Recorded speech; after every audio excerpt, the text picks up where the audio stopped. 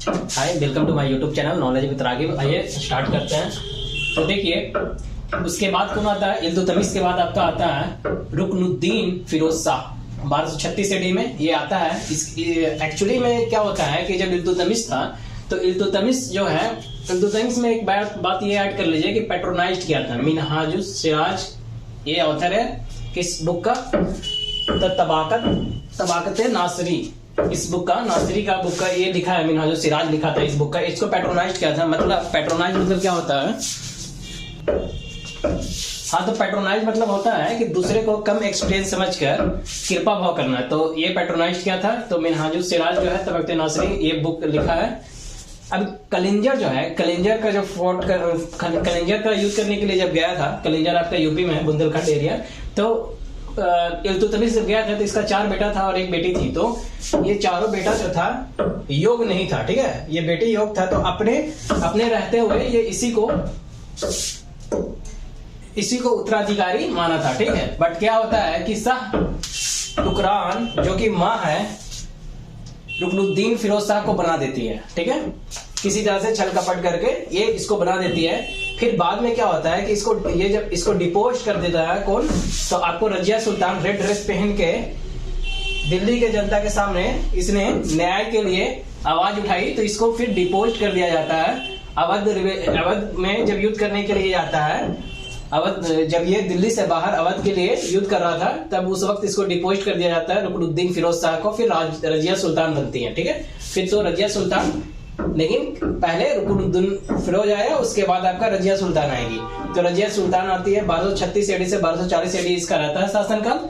और पहला women ruler जो है मिडाइवल इंडिया का रजिया सुल्तान ही है। पहला women ruler of medieval India, या हम कह सकते हैं पहला या केवल फीमेल रूलर जो दिल्ली सल्तनत में रही है वो कौन है? रजिया सुल्तान। एक्चुअली रजिया बेगम, लेकिन इसको सुल्तान इसलिए बोला जाता था क्योंकि ये बेल ड्रेस होके आती थी, जैसे पुरुष जैसे मेल लोग अपनी ड्रेस पहनते थे उस तरह से ड्रेस पहना करती थी, इसलिए बेगम ना बोल के इसको सुल्तान से ही जाना जाता था। डिथ्रोनिंग, देखो इसको रजिया सुल्तान को थ्रोन से हटाया। कौन हटाया इसको? डिथ्रोन कौन किया था? तो तुर्क लोग इसको पसंद नहीं करते थे और इसको डिथ्रोन किए थे, ठीक है। जो ये जो है इक्तदार, बदायूं का इक्तदार इतगीन को बनाई थी, ठीक है। बदायूं का इक्तदार इतगीन को बनाई थी ये बदायूं का इक्तदार। और इक्तदार जो था भटिंडा का अल्तुनिया को बनाई थी, ठीक है। भटिंडा का आप देखे थे, भटिंडा में गवर्नर कौन था? भटिंडा का, ये बदायूं का गवर्नर कौन था? इल्तुतमिश भी था बदायूं का गवर्नर। अब देखिए अल्तुनिया जो है वो अल्तुनिया को इक्तदार बनाता है, भटिंडा का बनाती है ये लेकिन ये जो अल्तुनिया कहीं ना कहीं इससे मोहब्बत करता है, प्यार करता है। और रजिया सुल्तान जो है, याकूत खान याकूत खान को एक पोस्ट देती है ये अमीर आखूर, क्योंकि ये भी धीरे धीरे ये अमीर आखूर होता क्या है कि सुपर इंटेंडेंट ऑफ स्टेबल्स मतलब होता है जहाँ पे घोड़े का रख रखाव किया जाता है, हॉर्स का, वही है। तो ये अमीर आखूर किसको पोस्ट दिया गया है? याकूत खान को दिया गया है, रजिया सुल्तान के द्वारा दिया गया है। और ये इसका भी लव स्टोरी चलता है, रजिया सुल्तान और याकूत खान का भी। तो ये चूंकि बहुत इसका जो जाति होगा बहुत वो नीचा कास्ट था और इसका स्टेटस उतना हाई नहीं था, जिसके वजह से लोग इसको पसंद नहीं करते थे। रजिया सुल्तान को लोग पसंद नहीं करते थे कि क्यों ये इसके साथ जो है रिलेशन बन रहा है। तो कहीं ना कहीं ये बचपन का प्यार अल्तुनिया का भी था रजिया सुल्तान, और धीरे धीरे इसका भी प्यार इससे होने लग गया। तो ये सब बहुत सा वजह बना रजिया सुल्तान को डिथ्रोन करने का भी। तो एक्चुअली अब रजिया सुल्तान जो है उसका ग्रेव जो था, दलचलीसा एक ग्रुप था, ठीक है, दलचलीसा एक ग्रुप था।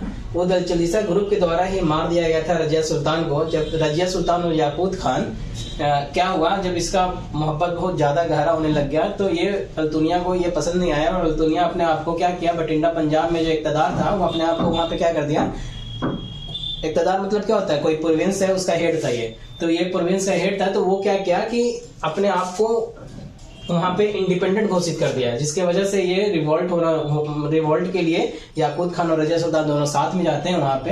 तो अल्तुनिया के द्वारा याकूत खान को वहां मार दिया जाता है और रजिया सुल्तान के पास उसके पास दो प्रपोजल रखा जाता है। एक प्रपोजल रखा जाता है कि या तो आप हमसे शादी कर ले या फिर आप हमको दिल्ली का सल्तनत हमको दे दीजिए। तो ये ज्यादा बेहतर समझती है शादी कर लेना, तो ये इससे शादी पॉलिटिकल शादी हो जाता है। और उसके बाद जब ये दोनों जब वहां पे ये गया तो इस सिचुएशन क्रिएट हुआ 1240 एडी के आसपास में। तो 1240 एडी में ही बहरम शाह जो था इस जब इसको पहले तो इसको सीज कर लेता है, वहां पे पहले इसको अपने अंदर कंट्रोल कर लेता है, कब्जा कर लेता है, अपना दबदबा इसे बना लेता है और इसको क्या कर देता है, इम्प्रिजन कर देता है, ठीक है, जेल में डाल देता है। तो यहाँ पे जब सत्ता खाली था तो बहरम शाह यहाँ पे गद्दी पे बैठ जाता है, ठीक है। अब क्या होता है कि बहरम जब इसके पास वहां पे 2 प्रपोजल आया तो वो प्रपोजल में जब ये एक्सेप्ट की कि नहीं शादी कर लेते हैं, तो उसके बाद ये दोनों का अब था कि बहरम शाह को हटाना है, क्योंकि वहां पे 1240 में बहरम शाह गद्दी पे बैठ जाता है।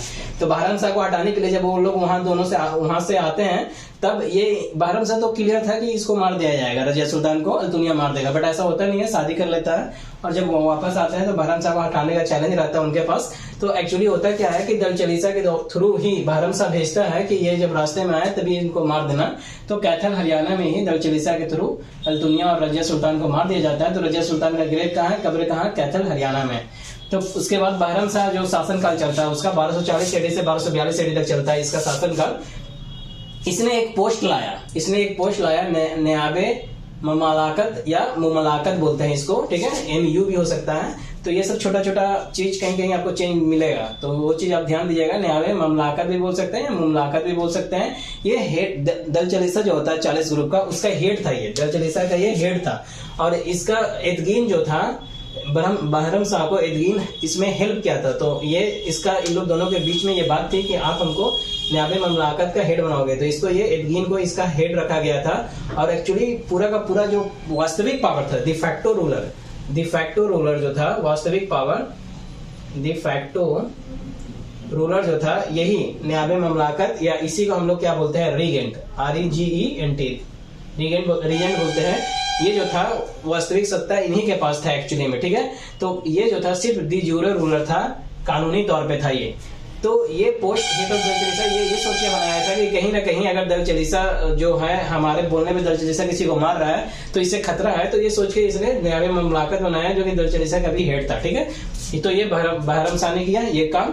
बाकी कौन कौन काम किया ये आपको मेन ध्यान रखना, मैं वही कर रहा हूँ, सिर्फ सवालों को मैंने कलेक्ट करके एक जगह पे रखा है, बाकी कुछ भी और नहीं किया हूँ, ठीक है। बाकी अब कहानी आपको सब मालूम होगा, तो मैं ज्यादा कहानी बताऊंगा नहीं यहाँ पे, बस चीजों को एक जगह किया गया है। बहरम शाह देखिए, बहरम शाह में ही पहला इन्वेजन ऑफ मुगलैट्स जो हुआ था बहरम शाह में ही हुआ था 1241 एडी में, जिसमें वो आया था तो लाहौर को डिस्ट्रॉयड कर दिया था। और आर्मी चीफ जो था तेर बहादुर था, आर्मी चीफ, दिल्ली को कुछ नहीं कर पाया था, ठीक है, लाहौर को पूरा डिस्ट्रॉयड कर दिया था। और पहला चंगेज खान किस में आया था, चंगेज खान जो था जिसको तिमुजीन बोलते हैं, पहली बार वो इंडस जो बताया था हम, कहाँ किस में आया था, इल्तुतमिश में आया था, लेकिन उस वक्त कुछ किया नहीं था, इन्वेजन नहीं किया था, वो सिर्फ पीछा करते हुए आया था, ठीक है।